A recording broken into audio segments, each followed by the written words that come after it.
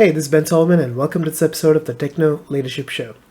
In this episode, we're going to cover how to prepare your senior level CV or resume as a technology professional to stand out from the crowd. Like I've said in some previous episodes, anything you do around your career, especially as you're coming into senior roles and then management and leadership roles, you need to really understand yourself first, your strengths and your weaknesses, your values, your career progression path that you're looking at, and then look at the kind of position that you're going into. It's not common that you go into a senior position as a generalist. It's very rare that that kind of thing happens, and probably happens in smaller organizations, but in a bigger organization, they're looking for specialists who specialize in specific areas. So based on that, you would have done research on what those specific roles require you to have in terms of skills, in terms of experience, in terms of platform experiences, in terms of all of the technology experiences and everything. So I'm assuming that you've done courses, you've done, probably labs at home or whatever it might be to build your experience. Or if you're lucky and you have a workplace that has all the technologies that you're looking to support or be a senior technology professional in, that's the best possible opportunity. And you've built the skills in there, you've got the ability to work at a very high level, troubleshoot, do root cause analysis, all of that you've done. And hopefully you've had good mentors, good coaches in your team, in your leadership, that have actually helped you work through mental models of how to go about troubleshooting things, how to go about designing something that is looking at the big picture. So you've decided, yes, you want to go up into that senior level and be the person that does that sort of work and has a team or a few people under you who might support you in that senior role. Or in some cases, you're the only senior person for that specific area or group of platforms and areas. So when you come into the point of creating a CV, one of the differentiation points that I've seen being beneficial is having a really good summary that has rather short sentences that highlight your achievements that relate to that role that you're applying for, and highlight your interests and passions that would support you in being really effective in that senior level role that you're applying for. For example, let's say the environment that you're working in is using VMware-based hypervising technology. So in that sort of scenario, if you've already worked in there and you've accomplished efficiencies in the system and have managed it effectively and showed there's higher availability and all that sort of thing, you can highlight that saying, was able to accomplish this, was able to increase efficiency by 35% and cut down licensing cost or whatever it might be, or hardware costs by 20%.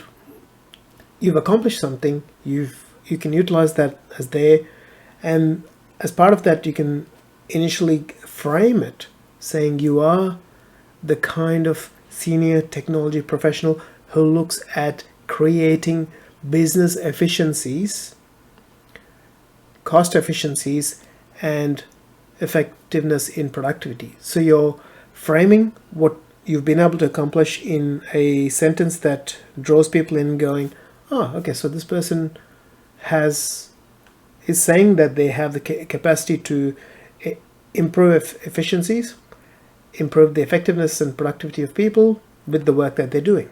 And then you list your accomplishment, and then you finish off with your interest and passion that will deliver value to the business that you're, or the role that you're applying for.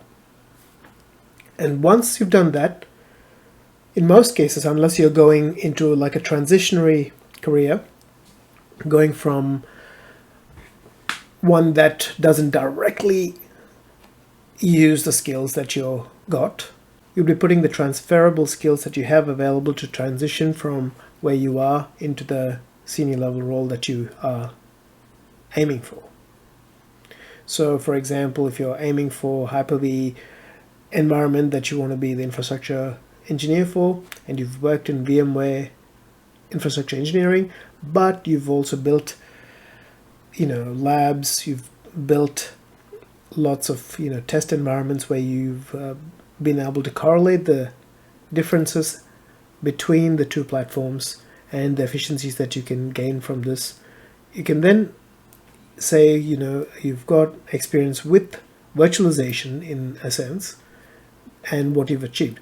So having your transferable skills there at the top, including other skills like customer service, being able to communicate better, all of that there, followed by the work experience, gives that in-between stage for anyone who is looking at your CV or resume to go, yep, the summary says you're capable of this, and then you have that transitionary bit that shows your transferable skills of what you're capable of, and then you're backing that up with the experience, your current role's experience and previous role's experience of what you've achieved in each of those areas. Usually what I've done is I'll have the title of the job, name of the company, how the times when I started, when I finished in that job, and 3 to 5 major achievements. Like if I've been able to, for example, cut hardware costs by 20%, that'll be there. Been able to migrate systems to the cloud and reduce cost and increase availability. I'll put the percentages there with numbers, because the thing is, when you have achievements with those numbers, they strengthen your case. The case that you've made at the top and with your cover letter is then given more credibility with actual numbers of what you've achieved in your roles. That's pretty much the thing to do in senior roles that sells you. You have your transferable skills if you're going sideways. If you're going into the same sort of area, you wouldn't put the transferable skills as such. What you would do is you'd have your summary at the top, have your current role and your achievements, maybe 3 to 5 big achievements with numbers and percentages of value that you've added, i.e. you've cut cost by 20%, you've increased efficiency by 25%, whatever it might be. And then your previous roles below that. And then finally you'd have the section with other skills that you have, business skills that you might have, communication, being able to, write technical documents, being able to write proposals, whatever it might be at the bottom, and then you finish off. I have a tendency to prefer putting my referees in the CV and having it all there. Some people prefer to just say referees available on if needed. So do what you like in that area. If whatever you're comfortable with, you can do. I normally have the referees there so that the person looking at my CV goes, this person has nothing to hide, this person is open about who their referees are. And if they want to do a reference check, they're not meant to do a reference check without consulting with us, at least in Australia. But if they do want to do it beforehand, I'm not too worried. I have nothing to hide. So that's basically my stance to it.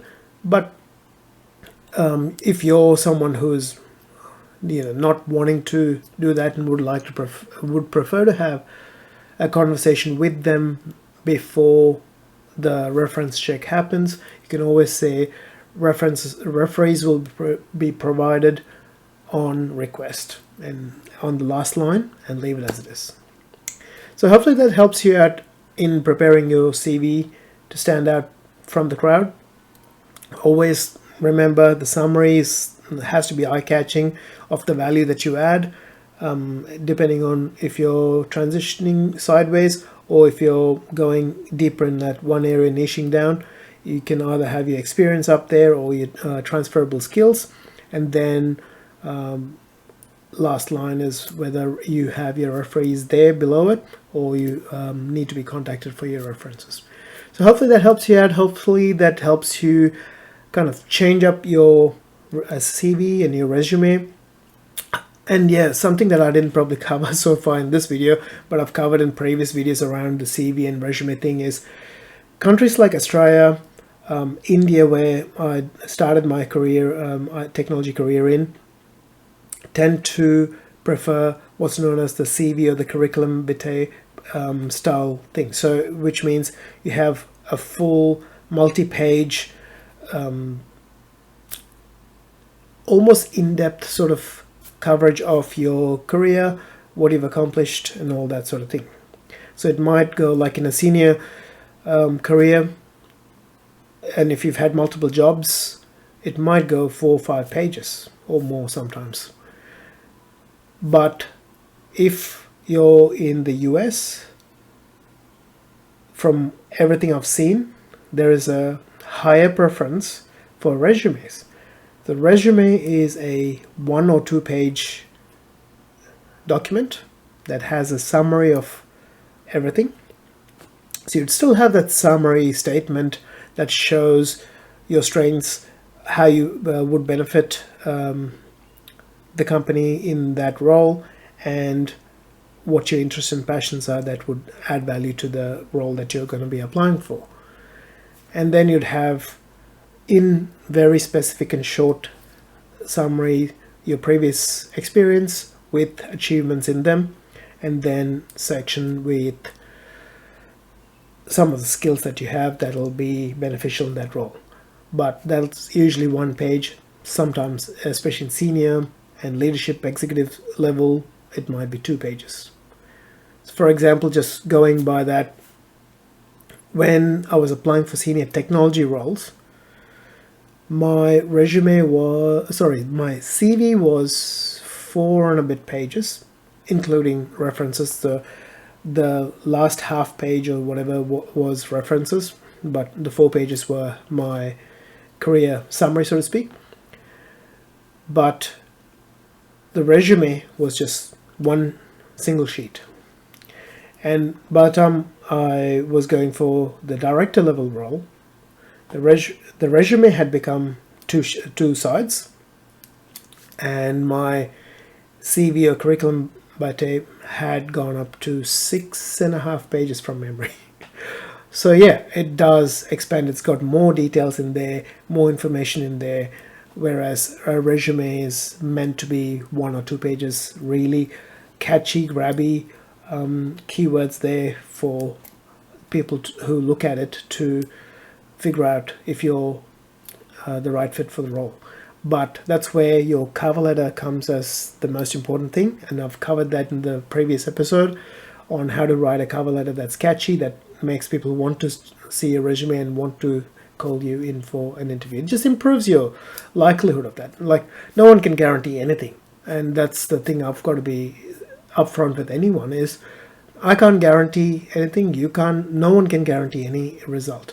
But the thing is, if you do things in a way that is attractive and in a way that gets the attention of the people looking at those documents, i.e. the cover letter, the CV, or the resume, it improves your odds of being called in for the interview. And then once you get into the interview, the way you present yourself at the interview then helps you potentially get the job. It increases the likelihood. All we're doing is stacking the odds in our favor so that we can put ourselves in the right place to be potentially given the job. So I hope that helps you out and helps you think about your CV or resume and redo it if it's required to reflect your achievements, your strengths, your weaknesses, not your weaknesses, sorry, it wouldn't really have your weaknesses as such there. You can, in a resume, you can kind of mention growth areas that you're working on, but always mention it in such a way that it shows that you are wanting to further improve that to benefit the role that you're going for. You have to be very careful when mentioning growth areas in a way that is in positive light, because you are working on it, I'm presuming. So think about it from that perspective and work towards that. So I wish you all the best in your journey as a tech professional, manager, and leader. If you like this episode, please hit the like button. If you haven't subscribed yet, please subscribe, and you'll be notified of future episodes as they come out. And I look forward to talking to you in a future episode. Have a great day. See you then. Bye.